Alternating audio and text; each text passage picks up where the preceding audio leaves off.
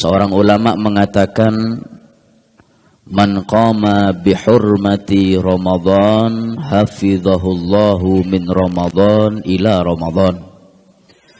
Barang siapa yang memakmurkan hari-hari malam-malam di bulan Ramadan dengan ibadah, maka insya Allah hamba itu akan dijaga, akan diberi panjang umur, sehat walafiat dari Ramadan tahun ini insya Allah sampai nanti Ramadan tahun akan datang. Mudah-mudahan kita diberi panjang umur, sehat walafiat, sehingga bisa mendapatkan bulan Ramadan tahun demi tahun, sinina ba'da sinin wa a'wam ba'da a'wam, amin ya rabbal hadirin hadirat rahimakumullah. Nabi Muhammad sallallahu alaihi wasallam beliau bersabda, "Lau ya'lamun nasu ma fi Ramadan minal yumni wal barakah." Kata Nabi, seandainya kalau Allah menampakkan keberkahan, anugerah, nikmat, hidayah, rahmat yang Allah berikan di bulan Ramadan, Allah tampakkan di dunia dan kita bisa lihat, maka latamannau antakuna sanatu kulluha Ramadan.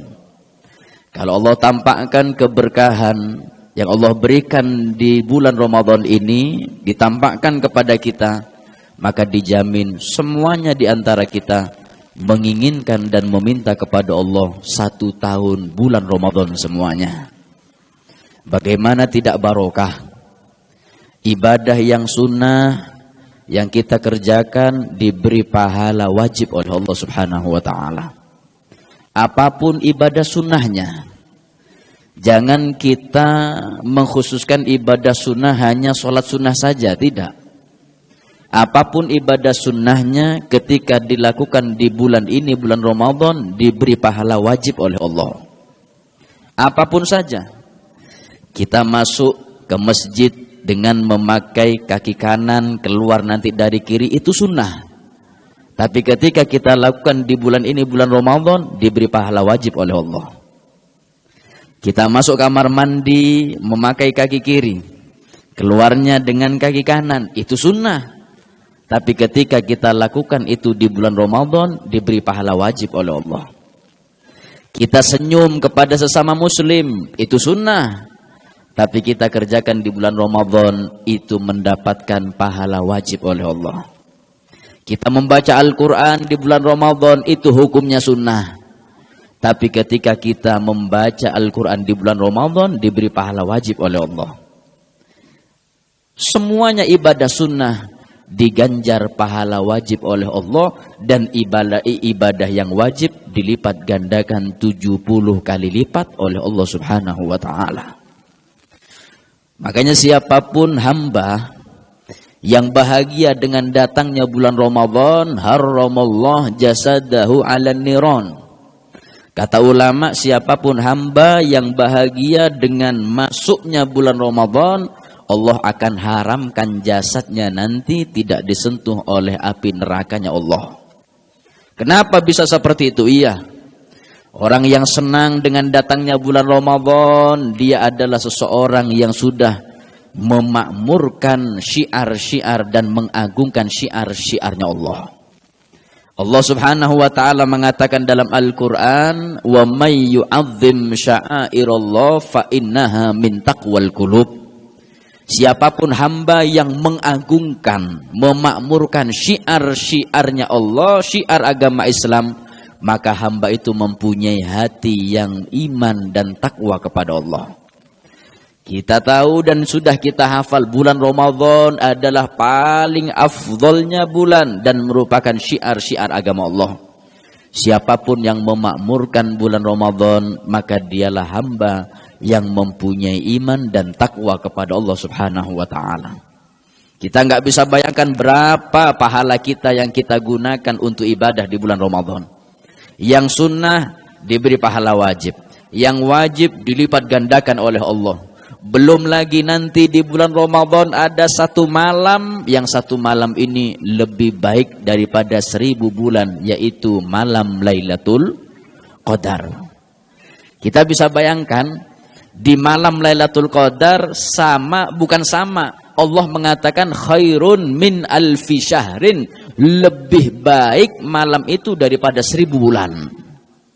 Allah tidak mengatakan malam Lailatul Qadar sama dengan 1000 bulan, tidak. Allah mengatakan malam Lailatul Qadar lebih afdol, lebih baik daripada 1000. Lebih baik, bisa 1000, bisa 2000, bisa 3000, bisa lebih daripada itu. Kalau 1000 bulan, saya pernah menghitung nih hadirin, 1000 bulan, saya pernah bagi 12 karena setahun itu 12 bulan. 1000 bulan bagi 12 sama dengan 83. Maknanya 1000 bulan sama dengan 83 tahun. Kalau kita ibadah di malam Lailatul Qadar, satu ibadah saja, itu lebih baik daripada kita ibadah 83 tahun. Makanya kita beruntung, kita bersyukur menjadi umat baginda Muhammad. Nabi Musa ingin bahkan meminta kepada Allah, ingin menjadi umatnya Nabi Muhammad, tapi Allah tidak memberi izin. Kita alhamdulillah, kita lahir tanpa meminta, langsung menjadi umat baginda Muhammad sallallahu alaihi wasallam. Memang umat Kanjeng Nabi niki umur tidak panjang. Tidak seperti umat-umat Nabi selain Nabi Muhammad. Kalau umat Nabi terdahulu memang umurnya lama-lama, bahkan panjang. Nabi Nuh itu berdakwahnya, mengajak umat kepada Allah 950 tahun. Itu dakwahnya. Berapa umurnya? Mungkin bisa 1000 lebih. Mungkin kalau umat Nabi zaman terdahulu umur 60 masih lucu hadirin. Masih imut-imut. Tapi kalau untuk umat Nabi Muhammad kita umur 50, 60 bukan imut-imut tapi amit-amit hadirin. Makanya kita beruntung, kita menjadi umat baginda Muhammad meskipun umur kita pendek. Makanya Nabi mengatakan apa? A'maru ummati ma baina sittin ila sab'in. Pada umumnya, enggak semua, pada umumnya umur umatku ini kata Nabi 60 sampai 70. Kalau ada yang lebih itu sedikit dan itu rahmat dan nikmat dari Allah. Itu umur kita 60 sampai 70 tahun. Makanya nek kula mikir hadirin nggih, umur kita ini pendek. 60 70. Setelah ini kita akan tinggal dikubur. Nah, tinggal dikubur ini berapa tahun hadirin? Oh, sampai kiamat Habib. Lu kapan terjadi kiamat niki kapan? Hah? Nggak ada yang tahu kapan terjadi kiamat. Sing Mama Loren ngomong 2012 mati duluan hadirin. Yang semuanya ngomong tahun sekian mati. Kita nggak tahu kapan akan terjadi kiamat. Bisa seumpama kiamat niku 1000 tahun lagi, berarti kita di kuburan 1000 tahun nunggu kiamat. Umur di dunia 60 70, di kuburan 1000 tahun. Kalau 1000 tahun lagi kiamat. Bisa lebih. Nggak ada yang tahu. Makanya sangat disayangkan kalau umur kita yang pendek, kita buat foya-foya maksiat kepada Allah, tapi nanti di kuburan kita akan diazab oleh Allah selama-lamanya, na'udzubillah. Lebih bagus kita sabar. Lebih baik kita sabar. Makanya sabar niku hadirin adalah modal untuk kita bisa hidup. Ulama niku mengatakan sabar itu ada 3 macamnya. Sabar itu bukan hanya ketika diuji oleh Allah atau ketika diberi musibah, bukan itu. Bukan hanya itu, bahkan menjauh dari maksiat pun butuh sabar. Kita mengerjakan ibadah butuh sabar. Kita mengerjakan sholat 5 waktu, khususnya pun niki sholat subuh, niku butuh sabar. Sampai-sampai di dalam adzan niku ada lafaz as-sholatu khairun minan naum. Bangun, hayya ala sholat, ayo bangun untuk sholat, karena sholat itu lebih baik daripada kita tidur. Jadi ibadah ini butuh sabar. Hidup di dunia 60-70 tahun sebentar, pakai untuk ibadah. Nggak apa-apa kita capek ibadah, tapi ketika nanti di kuburan kita tidurnya nyenyak sampai nanti datangnya hari kiamat. Kalau niku nanti Dia mendapatkan cerita dari guru saya, Al-Habib Jamal bin Thaha Ba'agil. Beliau pernah dengan teman-temannya, beliau adalah murid daripada Al-Habib Umar bin Hafid. Habib Umar bin Hafid niku hadirin, dan ulama-ulama yang lainnya seperti beliau, waktunya makmur dengan ibadah. Gak pernah buang waktu dengan sesuatu yang tidak ada manfaatnya.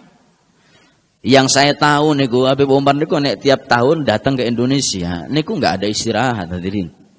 Datang biasa sampai di Indonesia Jakarta jam 2 malam. Niku langsung ke hotel bintang 5, nggak tidur. Beber sejadah, sholat tahajud dengan memegang Al-Quran. Sampai kapan? Sampai setengah jam sebelum subuh.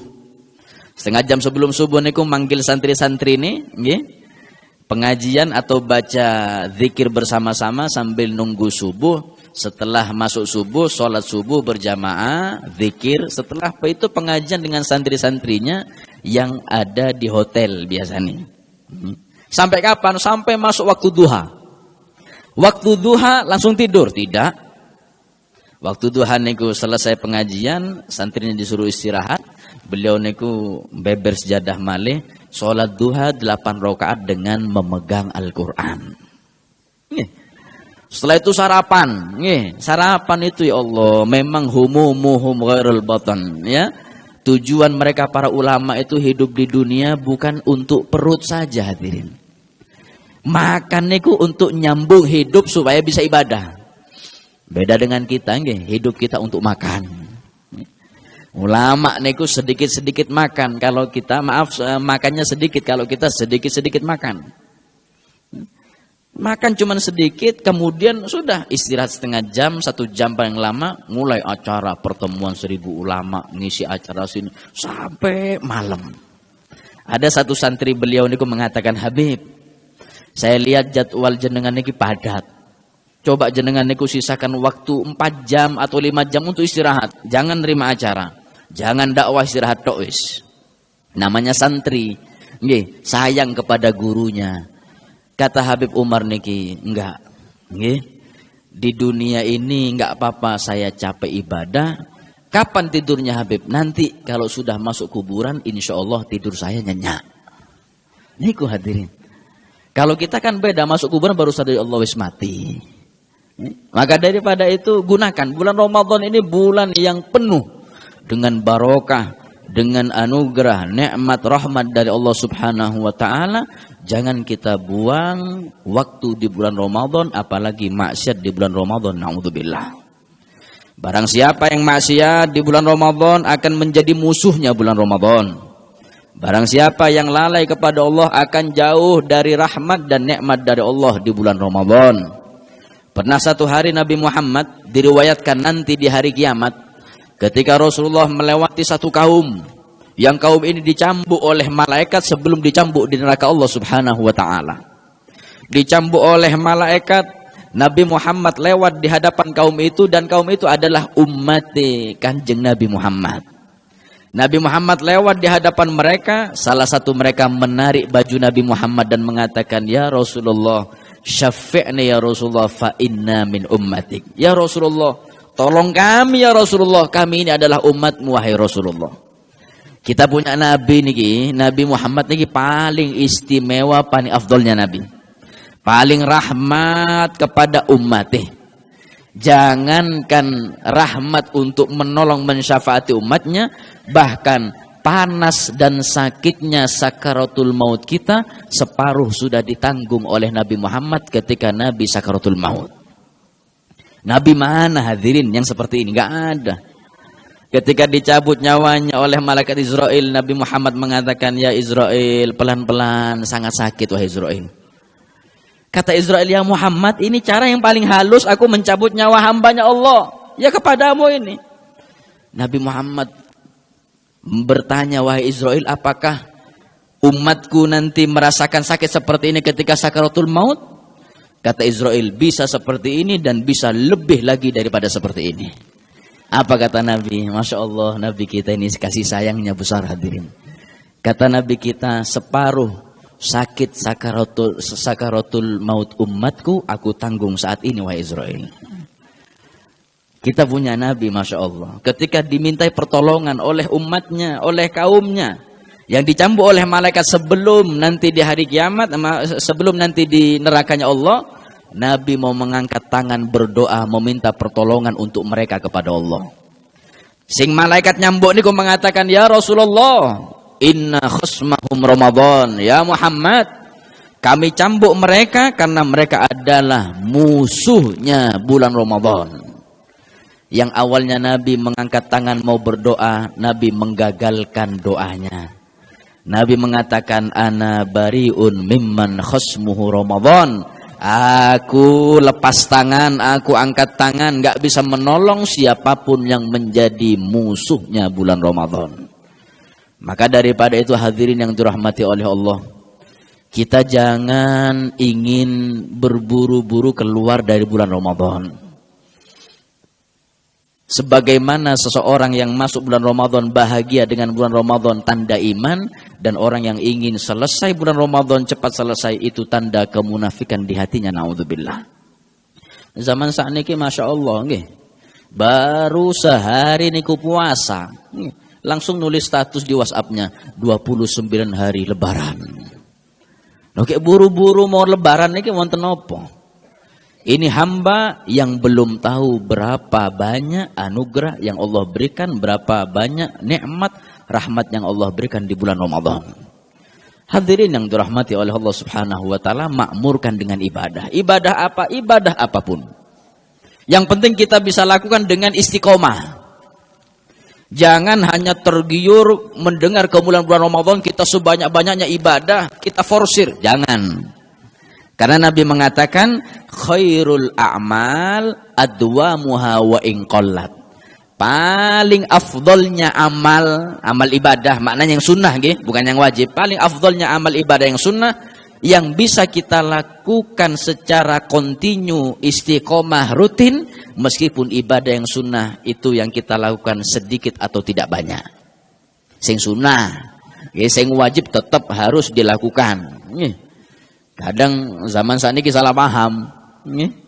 Mendengar hadis ini yang paling afdol ibadah niku yang bisa istiqomah meskipun sedikit.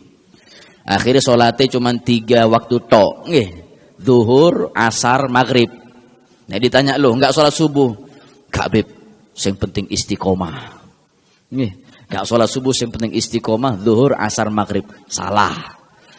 Yang dimaksud adalah paling afdolnya amal-amal ibadah yang sunnah, yaitu yang bisa kita lakukan secara kontinu, meskipun ibadah sunnah itu yang kita lakukan tidak banyak. Kadang setan niku hadirin, setan itu ketika tidak mampu menggoda kita maksiat, setan ini mencari cara lain. Apa di antara cara yang lain? Kita digoda oleh setan supaya banyak ibadah kepada Allah. Kalau sudah banyak ibadah, akhirnya capek. Besoknya gak ibadah lagi. Maka itu di bulan Ramadan ini, kita tahu bulan Ramadan mempunyai kemuliaan yang besar, pakai ibadah. Tapi semampu kita, sekiranya kita bisa lakukan secara kontinu. Seorang ulama mengatakan, man soluhar Ramadan, soluhatis sanah kulluha. Orang yang Ramadannya baik, Ramadan niku makmur dengan ibadah, dijamin 1 tahun setelah bulan Ramadan, insya Allah hari-hari dan malamnya baik, makmur dengan ibadah juga. Jadi Ramadan ini madrasah. Ramadan ini adalah sekolah untuk kita melatih riyadhah. Latihan untuk kita bisa istiqomah di bulan Ramadan, di bulan yang lainnya insya Allah akan dipermudah ibadah oleh Allah Subhanahu wa taala. Ibadah apapun. Khususnya pun ibadah yang dianjurkan oleh Nabi yang ada nas Al-Quran dan hadisnya. Sebagaimana Al-Quran, Allah Subhanahu wa ta'ala berfirman dalam Al-Quran, Syahru Ramadan alladhi unzila fihil Quran. Bulan Ramadan ini adalah bulan yang diturunkan di dalamnya Al-Quran. Ini sindiran dari Allah supaya kita di bulan Ramadan ambil bagian untuk banyak membaca Al-Quran. Syahrul Ramadan, syahrul Quran, kata Nabi. Bulan Ramadan ini bulan Al-Quran. Makanya monggo, di bulan Ramadan makmurkan dengan pembacaan Al-Quran dan ibadah yang lainnya. Kata Nabi Muhammad, inna hadhil quluba latasda kasoda'il hadid. Kata Nabi, kita punya hati. Hati kita ini bisa kotor. Hati kita ini bisa berkarat seperti kotor dan karatnya besi. Sahabat niku tanglet fama jila uhaya Rasulullah. Kalau memang hati kita bisa kotor berkarat, apa cara atau bagaimana caranya hati kita supaya bersih daripada kotoran dan karatnya hati? Nabi Muhammad mengatakan apa? Di antaranya biiktarin min tilawatil Quran, perbanyak membaca Al-Quran, niscaya hatimu akan bersih. Orang yang senang baca Al-Quran, insya Allah hatinya bersih. Kalau sudah punya hati bersih, niku dijamin tidak akan capek, tidak bosan membaca Al-Quran. Wonten setunggal sahabat namanya Sayyidina Uthman bin Affan. Sayyidina Uthman niki sahabate Kanjeng Nabi. Sahabat niku kuatah. Ulama menghitung jumlah sahabat niku sampai 124.000. Banyak jumlah sahabat Kanjeng Nabi. Dan bermacam-macam sifat dan karakternya. Ada yang seperti Sayyidina Abu Bakar As-Siddiq, lemah lembut kepada rakyat, lemah lembut kepada umat rahmat. Bahkan Sayyidina Abu Bakar niki orang yang paling dicintai oleh Nabi. Nabi mengatakan ahabbun nas ilayya Aisyah wa minar rijali abuha. Kata Rasulullah, paling aku cintai manusia ini, yang paling aku cintai siapa? Istrinya sendiri Siti Aisyah. Kalau dari laki-laki, abuha, ayahnya, yaitu Sayyidina Abu Bakar Siddiq. Ada yang seperti Sayyidina Ali bin Abi Thalib. Sayyidina Ali bin Abi Thalib niku mantune Kanjeng Nabi Muhammad, menantu. Senang berjihad di jalan Allah, suami Siti Fatimah Zahra. Ada yang seperti Sayyidina Umar bin Khattab. Sayyidina Umar bin Khattab niki tegas, berani, amar ma'ruf nahi mungkar. Bahkan pertama kali dakwah yang terang-terangan di dalam Islam dilakukan oleh Sayyidina Umar bin Khattab. Makanya nama kula niki Umar. Niku tabarrukan kepada Sayyidina Umar bin Khattab. Makanya kita itu disunnahkan memberi nama anak niku dengan nama yang baik. Di dalam kitab Al-Baijuri niku sudah dirangkum nama-nama yang baik niku apa saja sudah. Karena nama itu pengaruh, nama itu adalah doa. Innakum tud'auna yaumal qiyamah bi asma'ikum wa asma' abaikum. Kata Nabi, nanti kita di hari kiamat menunggu dihisab oleh Allah, kita akan dipanggil satu persatu nama kita oleh Allah dan nama abah kita, nama ayah kita. Apa kata Nabi? Fa'ahsinu asma'akum, perbaguslah nama-nama kalian atau nama anak-anak kalian. Teng Baijuri niku, kitab Baijuri niku disebutkan nama yang paling afdol untuk anak laki-laki nih, yang paling afdol niku yang dinisbatkan penghambaan kepada Allah. Kata ulama, nama-nama yang dinisbatkan penghambaan kepada Allah, Asmaul Husna. Asmaul Husna niku ada 99 nama Allah, Rahman, Rahim, yang dinisbatkan penghambaan. Abdullah niku paling afdol. Abdurrahman niku afdol. Abdurrahim, Abdul Malik sampai Abdul Sabur 99 niki paling afdolnya nama. Yang kedua, nama yang paling bagus niku nama Nabi Muhammad. Nabi Muhammad niku kuatah. Muhammad, Ahmad. Ahmad niki biasanya agak keras karena namanya Nabi Muhammad di langit niki Ahmad. Biasanya nek wonten tiyang niku namanya Muhammad ngamuan biasanya hadirin. Biasa supaya lembut, sabar kasih Muhammad. Muhammad, Ahmad, Toha, Yasin niku nama Nabi Muhammad. Banyak. Setelah nama Nabi Muhammad, nama nabi-nabi yang lain selain Nabi Muhammad banyak. Dari Nabi Adam sampai Nabi Isa. Nabi Muhammad punya anak dinamakan Ibrahim. Ngambil barokah kepada Nabi Ibrahim. Boleh. Kita punya anak dinamakan Adam. Boleh. Kita punya anak dinamakan Nuh. Boleh. Setelah nama Nabi, nama para sahabat. Khususnya pun yang Khulafaur Rasyidin. 4 niki. Abu Bakar, Umar, Uthman, Ali. Setelah itu nama sahabat yang lainnya Abu Hurairah, nggih.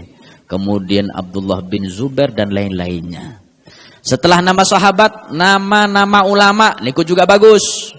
Nggih, kita beri nama anak kita Khalil, nggih, supaya ambil barokah kepada Syekhona Khalil.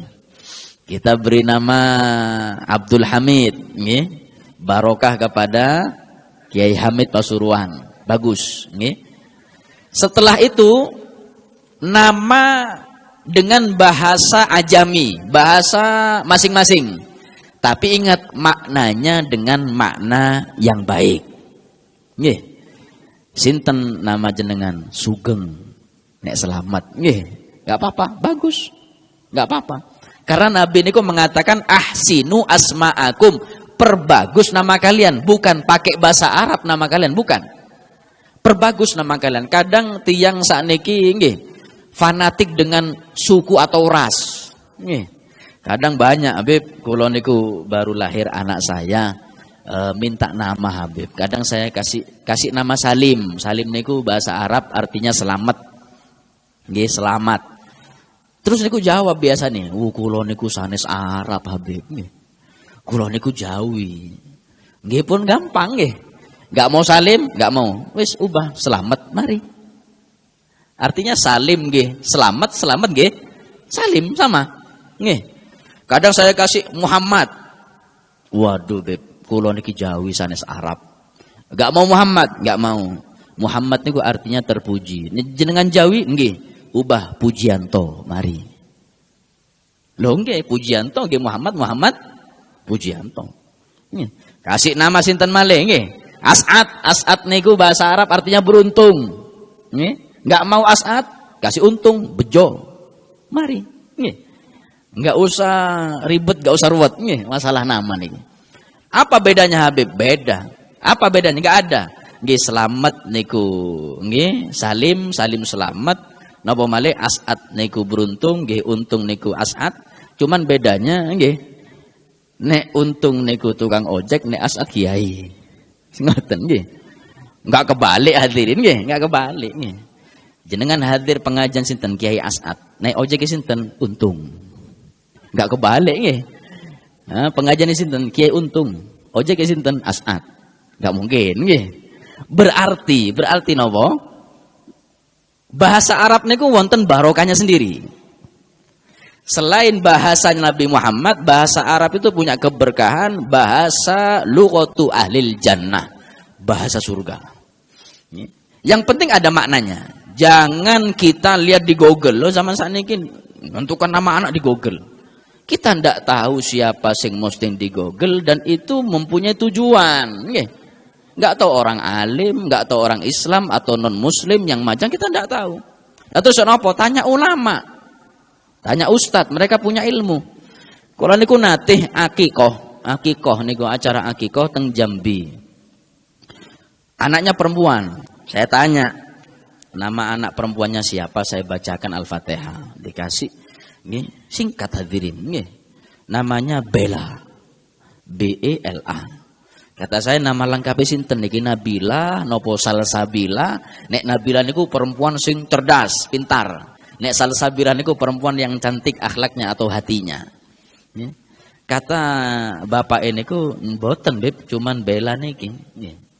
Lah, kok bisa dinamakan Bella? Nggih, Beb. Istri saya itu ketika hamil anak perempuan saya ini ketika hamil nggih seneng nonton sinetron. Nggih, nonton sinetron ada artis perempuan namanya Bella. Cantik ayu Beb nggih. Oke. Jadi sambil nonton TV ini kan sambil ngelus perutnya. Allah, nek perempuan tak namakan Bella. Lah kok subhanallah keluar lahir perempuan. Dikasih nama Bella. Kata saya, nggih, Mak. Nek cuman Bella tok niki enggak ada maknanya. Saya kasih tambahan nggih, nek wonten biar ada tambahannya atau maknanya. Seneng. Monggo, Bib. Apa tambahannya? Kata saya Bella Sungkawa. Nggih. Sekalian rusak nih gua hadirin nggih. Jadi boleh memberi nama dengan bahasa apapun boleh. Intinya artinya bagus. Ada yang makruh, nggih. Makruh niku ada. Nama-nama yang makruh kita berikan kepada anak. Nama dengan nama malaikat-malaikatnya Allah. Siapa nama anak jenengan? Jibril. Untung saya Jibril nggih. Siapa namanya? Mikail, Israil. Bahaya nih hadirin nggih. Israfil nggih bahaya nggih, kemana-mana bawa trompet senggol kiamat nih hadirin. Boleh. Kita ngambil berkah. Pokoknya yang baik, ambil barokah kepada sahabat nggih. Kayak kula niki Umar, ambil barokah kepada Sayyidina Umar. Sayyidina Umar itu tegas, berani nggih. Ganteng, pokoknya sing namanya Umar ganteng-ganteng biasanya hadirin. Nek wonten Umar gak ganteng biasanya Mariono niku nggih. Nah, ada sahabat seperti Sayyidina Utsman bin Affan. Nah, Sayyidina Utsman bin Affan niki sahabat yang cinta membaca Al-Qur'an, senang baca Al-Qur'an. Sayyidina Utsman niku kalau baca Al-Qur'an di luar salat, baru 4 ayat yang dibaca beliau takut kepada Allah, nangisnya 4 hari karena takut kepada Allah. Niki baru 4 ayat loh hadirin. 4 hari nangis takut dengan ayat peringatan atau firman Allah yang Allah firmankan dalam Al-Quran. Kita 4 kali khotem gak tahu nangis-nangis hadirin. Niki 4 ayat 4 hari. Kalau beliau baca Al-Quran dengan sholat, sambil sholat niku baca Al-Quran, beliau niku sholatnya cuma 2 rakaat. Ya, paling sering niku 2 rakaat sholat sunnahnya. Tapi beda dengan rakaat kita. Kalau 2 rakaat kita niku mantuni Al-Fatihah kulhu nggih. Rakaat kedua mantuni Fatihah wal asr. Mari salam nggih. Kalau Sayyidina Utsman beda, 2 rakaat niku rakaat pertama setelah Al-Fatihah beliau membaca 15 juz Al-Qur'an. Naik ke rakaat kedua setelah Fatihah 15 juz Al-Qur'an, salam khotem 30 juz Al-Qur'an. Nek kula lan panjenengan niku jangan niru nggih. Niru niku kula yakin nggih 2 rakaat 30 juz jenengan nggih salam setruk jenengan nggih. Nah, ditanya oleh sahabat yang lain, "Ya Utsman, apakah kau gak capek 2 rakaat 30 juz baca Al-Qur'an? Gak bosen tak?" Lihat jawaban beliau ini memukul kepada kita. Kata beliau mengatakan idza tahurul qalbu la yashba' min kalamillah. Kalau hati seseorang itu bersih, kalau hati seseorang itu tidak ada penyakit hati, dijamin tidak akan capek, tidak akan bosan membaca Al-Qur'an. Makanya monggo kalau kita ingin tahu pasti hati kita kotor atau bersih, pulang dari pengajian ini sampai rumah buka Al-Qur'an. Baca Al-Quran. Kalau baru selembar kita baca wis angope peng pitu nggih. Baru 1 ain wis geringgingan nggih selonjor sembujung nggih. Ini mungkin hati kita masih belum bersih. Lah terus napa? Riyadhah, paksa. Latih. Paksa baca Al-Quran, sedikit demi sedikit hati kita akan bersih. Nggih. Kula niku mungkin pernah nyampaikan di sini nggih, kula niku lupa supi. Saya pernah menyampaikan satu pengalaman atau suatu kejadian yang dialami oleh Pak Dahlan. Pak Dahlan niki tiang Jawa Tengah. Beliau ini umur 78 tahun. 78 tahun, umur sudah lanjut, tapi beliau niki tukang becak. Beda dengan tukang becak ya di kota-kota yang lain. Nek Pak Dahlan niki tukang becak, umur 78 tahun. Beliau itu mempunyai kebiasaan yang sangat istimewa. Napa? Sambil menunggu penumpang beliau membaca, mengaji Al-Qur'an. Buka Al-Qur'an ngaji. Ditanya oleh satu orang, "Pak Dahlan, umur berapa?" 78 tahun.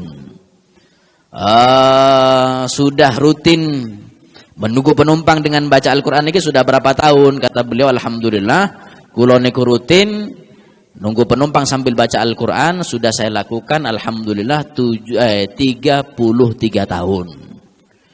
Target sehari berapa lembar? Kata Pak Dahlan niki pokoknya sehari saya harus selesai 10 juz sehari. Terus Pak Dahlan niki setiap 3 hari sekali khotam Al-Quran. Dan itu sudah rutin selama 33 tahun. Kulo niku ketika melihat video ini, nggih, kulo langsung otomatis ambil kalkulator, ngitung hadirin. Kulo niki penasaran Pak Dahlan selama 33 tahun sudah menghatamkan Al-Qur'an berapa kali? Niki penasaran kulo. Masuk kalkulator, saya hitung. Setahun ini ada 360 hari. Nggih, setahun niku 360 hari kula kali 33. Sama dengan 12.000 sekian. Jadi 12.000 hari itu sama dengan 33 tahun. Dari 12.000 kula bagi 3 karena Pak Dahlan setiap 3 hari sekali khatam Al-Qur'an.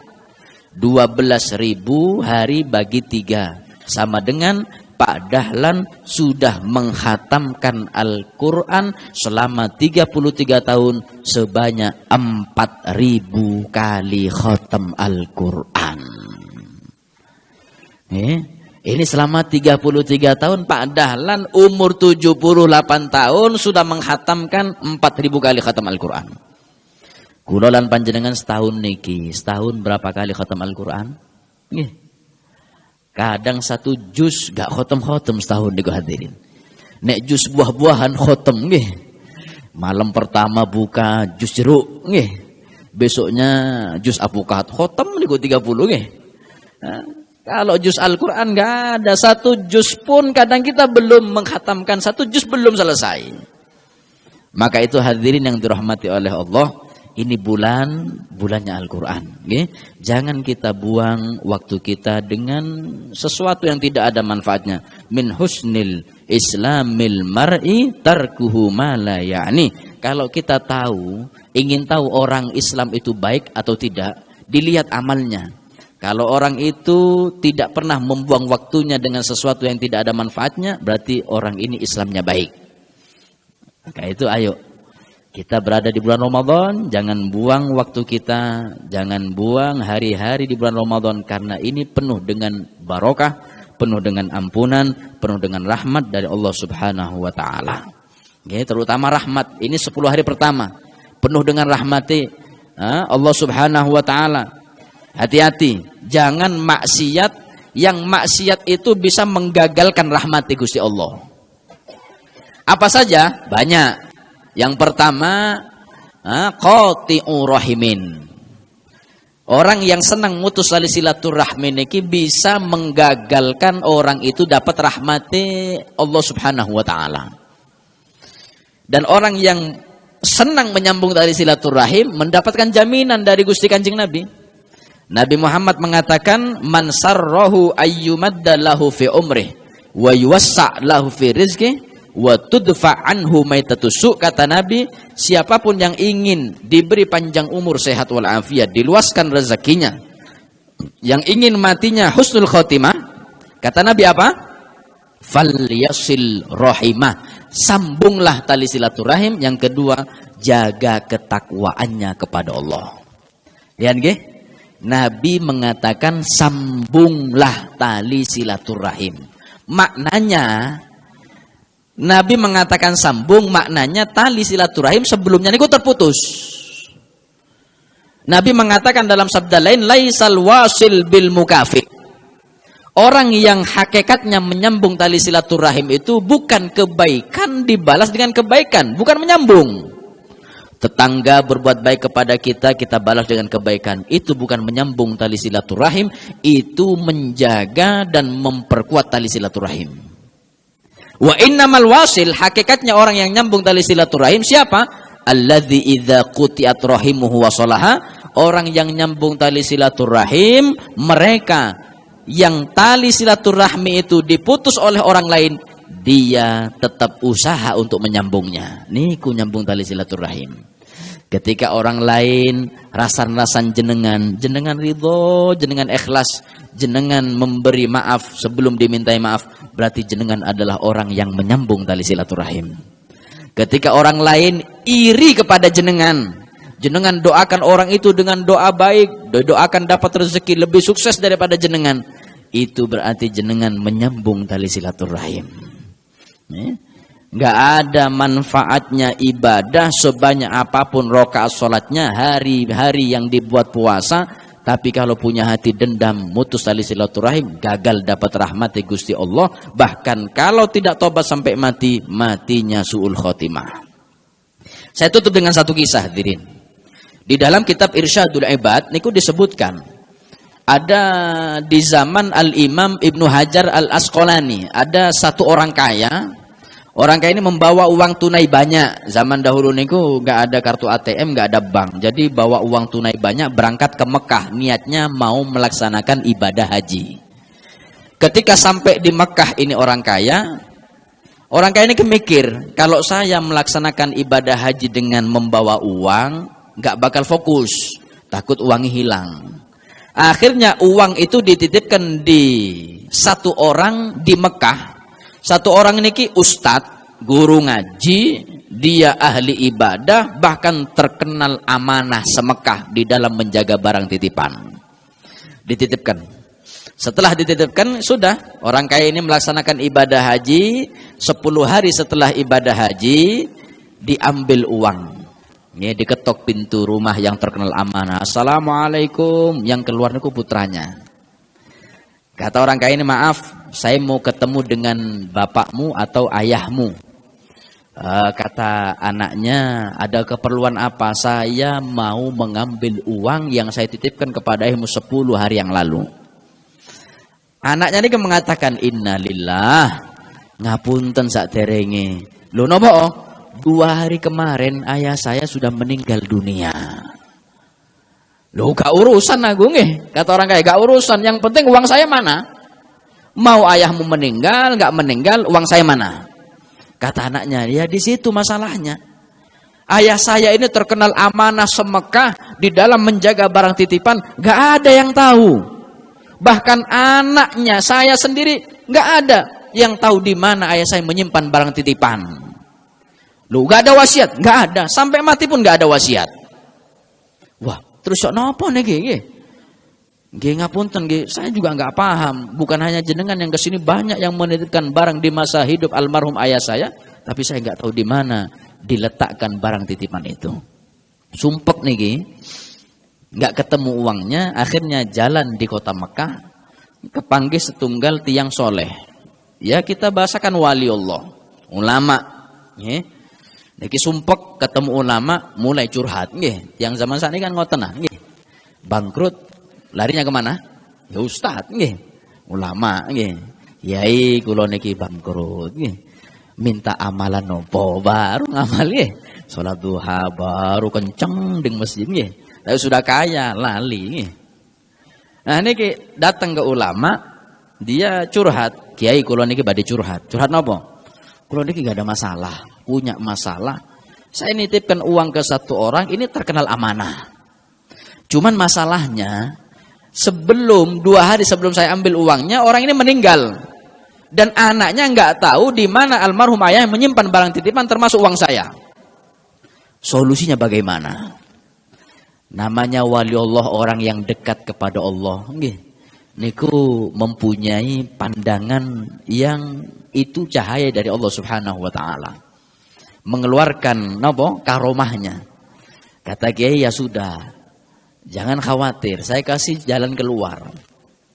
Di dunia ini ada 2 sumur. Sumur 2 ini paling terkenal. Yang pertama sumur Zam-Zam, ada di Mekah. Yang kedua sumur Burhut, ada di Yaman. Nek sumur Zam-Zam niku sumur yang ada di Mekah, di situ letak perkumpulan para arwah-arwah yang matinya husnul khotimah, kumpul di sana semua. Kalau sumur Burhut yang ada di Yaman niku adalah sumur letak perkumpulan para arwah-arwah yang matinya suul khotimah. Nah terus apa Kiai? Sudah. Coba nanti malam kau pergi ke sumur Zam-Zam, nggih. Setelah kau dapat sumur Zam-Zam, kau doa kepada Allah, minta bantuan kepada Allah. Setelah kau berdoa, coba panggil nama almarhum di dalam sumur Zam-Zam. Insya Allah jawab. Ketika jawab, kau tanya uangmu di mana. Senang nih hadirin. Malam niku ambil wudhu, berangkat ke sumur Zam-Zam, dapat sumur Zam-Zam, berdoa, minta pertolongan kepada Allah. Dikabulkan doanya, dipanggil nama almarhum. Assalamualaikum ruh Ustadz Fulan. Sekali manggil nggak ada jawaban. Assalamualaikum ruh Ustadz Fulan. Dipanggil nggak ada jawaban. Dipanggil sampai subuh nggak ada jawaban di sumur Zam-Zam. Kembali ke kiai. Kiai, kula niku sudah melaksanakan perintah jenengan, saya panggil namanya di sumur Zam-Zam, enggak ada jawaban. Sampai subuh enggak ada yang jawab. Apa kata ulama, kata wali kiai niki? Innalillah. Kalau ruhnya tidak ada di sumur Zam-Zam, mungkin ruhnya ada di Yaman di sumur Burhud. Tak kasih ongkos, berangkat ke Yaman cari sumur Burhud. Ketika kau dapat sumur Burhud, doa kepada Allah, panggil namanya di sumur Burhud. Berangkat nih ke Yaman, mungkin uangnya banyak. Yaman, Mekah ke Yaman nih jauh. Nih, sampai di Yaman mencari sumur Burhud, ketemu sumur Burhud. Berdoa kepada Allah, minta bantuan kepada Allah, langsung dipanggil nama setelah itu di depan sumur Burhud. Assalamualaikum ruh Ustadz Fulan. Subhanallah. Baru sekali nih gua hadirin. Atas kebesaran Allah, langsung ada yang jawab dari sumur nih, ada suara. Kata suara itu, ada apa kau kesini? Kata orang kaya niki, saya jauh-jauh dari Mekah mencari jenengan niki. Mau tanya, uang saya kau simpan mana? Kata orang kaya, kata suara dari dalam sumur itu mengatakan, uang engkau dan titipan barang yang lainnya saya simpan di belakang rumah 5 meter, saya pendam ke bawah 5 meter. Uangmu di sana.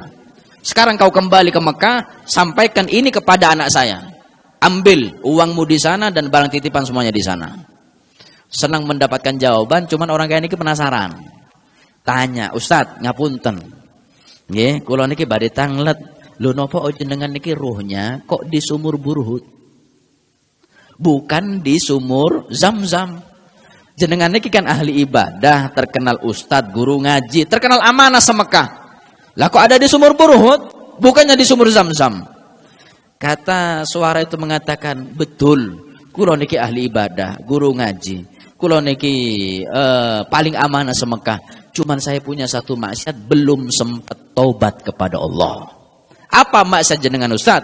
Innali ukhtun faqirah hajjartuha. Saya punya saudara perempuan. Saudara perempuan saya ini miskin, dia fakir, dia terus minta-minta kepada saya. Saya nggak suka, saya benci. Akhirnya saya musuhi dia, saya putus tali silaturahmi dengan dia. Belum sempat tobat dari mutus tali silaturahmi, dicabut nyawa duluan oleh Allah, mati dalam keadaan su'ul khotimah. Mana ibadahnya? Mana katanya guru ngaji? Kalau dia sudah senang musuhan, senang mutus tali silaturahmi, matinya su'ul khotimah. Kata Nabi, qati'u rahimin mal'unun walau mata fi jawfil Ka'bah. Orang yang punya hati kotor, apalagi di bulan Ramadan, naudzubillah, punya hati dendam, senang bermusuhan, mutus tali silaturahim. Kata Nabi Muhammad, kalau enggak tobat, dia akan matinya terlaknat, diusir dari rahmatnya Allah, su'ul khotimah. Meskipun mati di depan Ka'bah, tetap su'ul khotimah, naudzubillah. Maka itu 10 hari pertama bulan ini penuh dengan rahmat dari Allah. Jangan sampai karena maksiat kita, hati kita kotor, penuh dendam, jangan sampai satu masjid ini gagal dapat rahmati Gusti Kanjeng Nabi, gagal mendapati rahmati Gusti Allah. Syekh Abdul Qadir Al-Jailani niku punya kebiasaan, sebelum pengajian beliau niku pasti bertanya kepada hadirin dan hadirat. Kata beliau, hadirin hadirat, sebelum kita mengaji, kula niki tanya, afikum qati, apakah ada di antara kalian yang senang bermusuhan mutus tali silaturahim? Kalau ada, monggo, pintunya di situ, silahkan keluar.